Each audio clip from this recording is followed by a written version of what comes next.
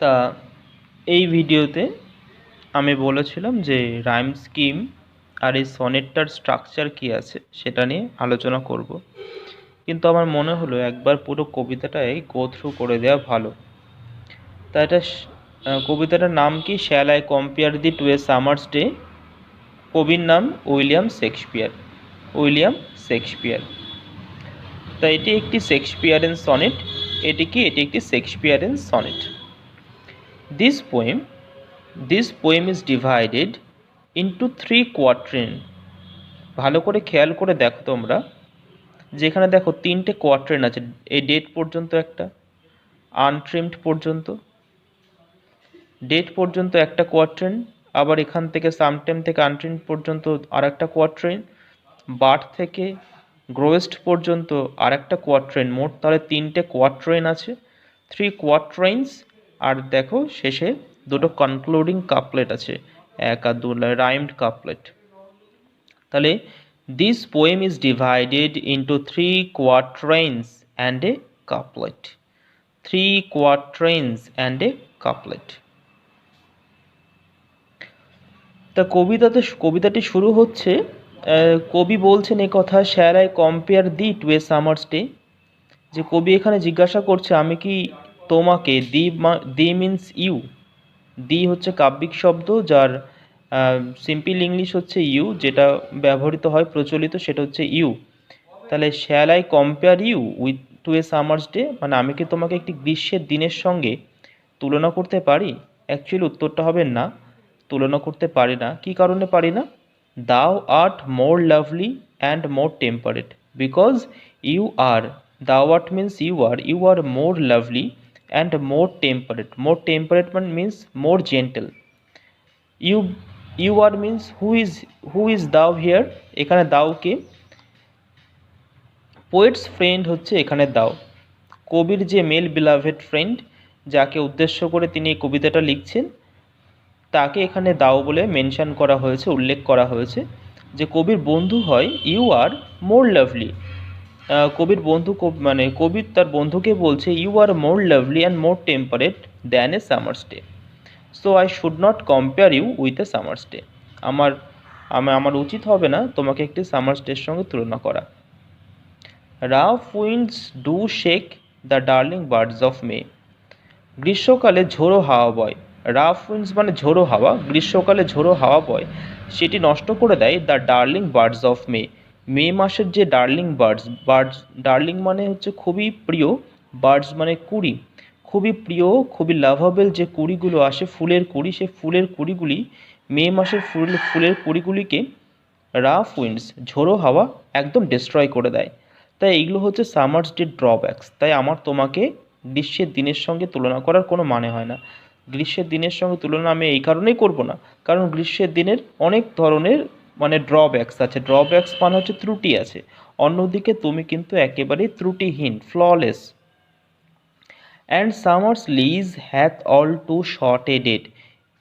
আর বলা হচ্ছে যে সামারের যে লিজ, সামারের যে সময়কাল, লিজ মানে আমি আগের ভিডিওতে বলেছি লিজ হচ্ছে সময়কাল। এখানে সামারের যে সময়কাল, hath all too short a date, সেটা কিন্তু খুবই খুবই অল্প দিনের। মানে the time, the span of time that is granted to summer season is very short. মানে যে সময়কালটা গ্রীষ্মকালের জন্য বরাদ্দ সেটা কিন্তু খুবই স্বল্প, মানে গ্রীষ্মকাল খুবই অল্প দিনের জন্য আসে।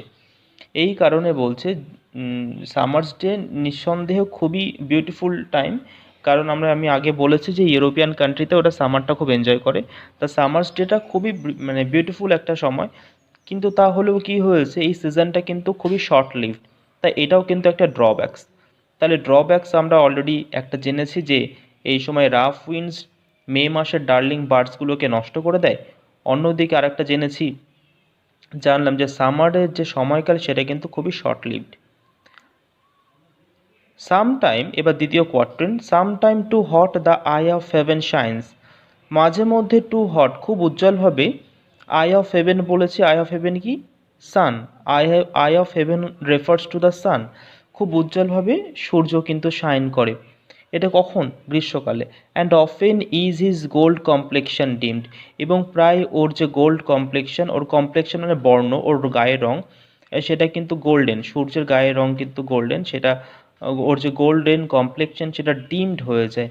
সূর্য, সান মাঝে মধ্যে খুবই উজ্জ্বলভাবে শাইন করে, খুবই ব্রাইটলি শাইন করে, আবার দেখা যাচ্ছে প্রায় কিন্তু সূর্যের যে সোনালি আভা, সোনালি রং, সেই তেজ, সেটা কিন্তু মলিন হয়ে যায়, ডিমড হয়ে যায়, মলিন হয়ে যায়। কিভাবে মলিন হয়ে যায়?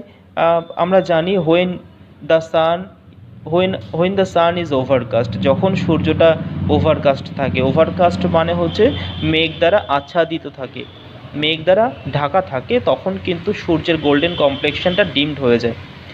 And every fair from fair sometime declines, every fair প্রত্যেকটা সুন্দর বস্তু, ফ্রম ফেয়ার তাদের সুন্দর, প্রত্যেকটা সৌন্দর্য, প্রত্যেকটা সুন্দর বস্তু তাদের সৌন্দর্যকে কিন্তু সামটাইম ডেক্লাইন্স হারিয়ে ফেলে, কোনো না কোনো সময় হারিয়ে ফেলে। প্রত্যেকটা সুন্দর বস্তু তাদের সৌন্দর্যকে কোনো না কোনো সময় ডেক্লাইন হয়ে যায়। বাই চান্স কীভাবে হারিয়ে যেতে পারে? বাই চান্স মানে অ্যাক্সিডেন্টের ফলে, or nature's changing course untrimmed, আর তা না হলে সময়ের যে কালের নিয়ম, সময় যে বয়ে চলেছে সে কালের নিয়মে কিন্তু নষ্ট হয়ে যেতে পারে। ট্রিম করা মানে আমরা জানি সুন্দর করা, মানে আমরা বলি চুলটা ট্রিম করলাম, মানে চুলটা খুব সুন্দর করে ছাঁটাই করলাম বা সুন্দর করার জন্য। আনট্রিমড মানে নষ্ট হয়ে যাওয়া। তাহলে নেচারের যে চেঞ্জিং কোর্স সেটা আনট্রিমড করে দেয়। নেচারের যে বহমানতা, প্রকৃতির সময়ের যে বহমানতা, সেটাতে কিন্তু নষ্ট হয়ে যায়। কি নষ্ট হয়ে যায়? সৌন্দর্য। প্রত্যেকটা সুন্দর বস্তু থেকে সৌন্দর্য হারিয়ে যায় দুভাবে, একটা অ্যাক্সিডেন্টের ফলে, আর তা না হলে কিন্তু সময়ের নিয়মে, কালের নিয়মে। But thy eternal summer shall not fade, কিন্তু তোমার যে eternal summer, thy means your eternal summer, তোমার চিরন্তন summer stands for beauty and youth, তোমার যে চিরন্তন সৌন্দর্য, চিরন্তন ইয়ুথ, সেটা কিন্তু শ্যাল নট ফেড, কখনোই মলিন হবে না। Nor lose possession of that fair thou owest, এবং তুমি কখনো তোমার যে ফেয়ারনেসের ওপরে তোমার যে পজেশন মানে কর্তৃত্ব, তোমার ফেয়ারনেসের ওপরে তোমার যে কর্তৃত্ব বা অধিকারবোধ, সেটা তুমি কখনোই কিন্তু হারাবে না। নর শ্যাল ডেথ ব্র্যাক দাও wanderest in his shade, death কিন্তু কখনো ব্র্যাক করতে পারবে না। ব্র্যাক মানে বলেছি যে অহংকার করা, বোস্ট করা, অহংকার করা। ডেথ কখনো অহংকার করতে পারবে না যে ও তোমাকে ওর ছায়ায় নিতে পেরেছে বলে, মানে ডেথ কখনো তোমার কাছে আসতে পারবে না। তুমি মানে death has no control over poet's friend, ডেথের কোনো কন্ট্রোল নেই কবির বন্ধুর ওপরে। তাই এখানে ডেথ কিন্তু অহংকার করতে পারবে না। এখানে কিন্তু ডেথ অহংকার করার কথা বলা হয়েছে, তাই ডেথকে এখানে বলা যেতে পারে যে ডেথকে পার্সোনিফাই করা হয়েছে, মানে ডেথকে ব্যক্তিত্বগুণ আরোপ করা হয়েছে। মানে অহংকার কারা করে? অহংকার লিভিং বিংসরা করে, জীবন্ত কোনো কিছু করে, কিন্তু ডেথ এখানে অহংকার করছে, তার মানে ডেথকে মানে কি করা হচ্ছে? ডেথকে পার্সোনিফাই করা হচ্ছে। When in eternal lines to time thou growest, অন্যদিকে তুমি কিন্তু এই ইটার্নাল লাইন্স, এই যে গাথাগুলো, এই যে লাইনগুলো, এগুলো সব ইটার্নাল, এগুলো কখনোই কিন্তু নষ্ট হবে না। তার কারণ কবির বিশ্বাস আছে তার কবিতার ওপরে, যে তার কবিতা কিন্তু একেবারেই কবিতার লাইনগুলো একেবারেই ইটার্নাল, কারণ মানুষ এগুলো পড়বে, যতদিন মানুষ থাকবে পৃথিবীতে ততদিন মানুষ পড়বে। তাই তিনি বলছেন খুব কনফিডেন্টলি যে তার এই ইটার্নাল লাইন্সে তুমি কিন্তু বেঁচে থাকবে, তুমি যত দিন যাবে আরও বেড়ে উঠবে। এখানে thou growest means poet's friend will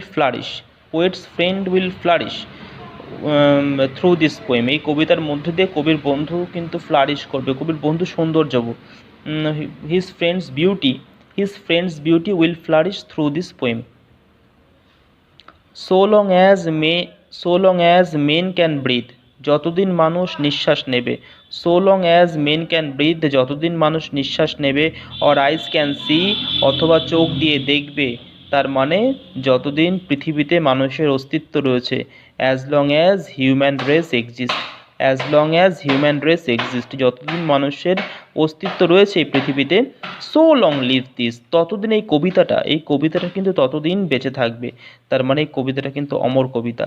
and this gives life to thee, এবং এটাই কিন্তু এই কবিতায় তোমাকে, দি মিনস ইউ, এই কবিতায় তোমাকে কিন্তু জীবন দেবে। মানে this poem will immortalize you, this poem will immortalize you, এই কবিতায় তোমাকে অমরত্ব দেবে। এই হচ্ছে shall I compare thee to a summer's day. আমি একবারে গো থ্রু করে দিলাম, একবারে পড়িয়ে দিলাম। এবার চলে আসছি রাইম স্কিমের ব্যাপারটা, খুব মন দিয়ে দেখবে। ডে, দেখো রাইম স্কিমটা প্রত্যেকটা লাইনের শেষ যে শব্দ, শেষ শব্দগুলোর ভিত্তিতে রাইম স্কিম কিন্তু তৈরি হয়। খেয়াল করো, ডে, ডেটাকে আমরা এ বলে ডিনোট করলাম, এ। টেম্পারেট, টেম্পারেটের সঙ্গে ডের কিন্তু কোনো মিল নেই উচ্চারণের দিক থেকে, আছে নেই, তাই এটাকে আমরা বি করলাম। আচ্ছা, তারপরে মে, মের সঙ্গে কিন্তু ডের মিল আছে, মের সঙ্গে ডের মিল আছে, তাই এটাকে আমি এ করলাম, যেহেতু মিল আছে। টেম্পারেটের সঙ্গে ডেট মিল আছে, তাই এটাকে আমি আবার বি করলাম। তাহলে এ বি হলো। তারপরে আসছে সায়েন্স, সায়েন্সে দেখো প্রথম স্টানজার সঙ্গে পরের স্টানজার যে যে লেটারগুলো অলরেডি ইউজ হয়ে গেছে সেই লেটার কিন্তু আর ইউজ হবে না, তাই এটাকে আমি সি করলাম, সায়েন্স। ডিমড, ডিমডের সঙ্গে সায়েন্সের একেবারে মিল নেই, তাই ডি করলাম। ডেকলাইন্স, ডেকলাইন্সের সঙ্গে সায়েন্সের মিল আছে, তাই এটাকে সি করলাম। আনট্রিমড, আনট্রিমডের সঙ্গে ডিমডের মিল আছে, তাই এটা যেহেতু ডি বলে ডিনোট করেছিলাম, এটাকেও ডি করি।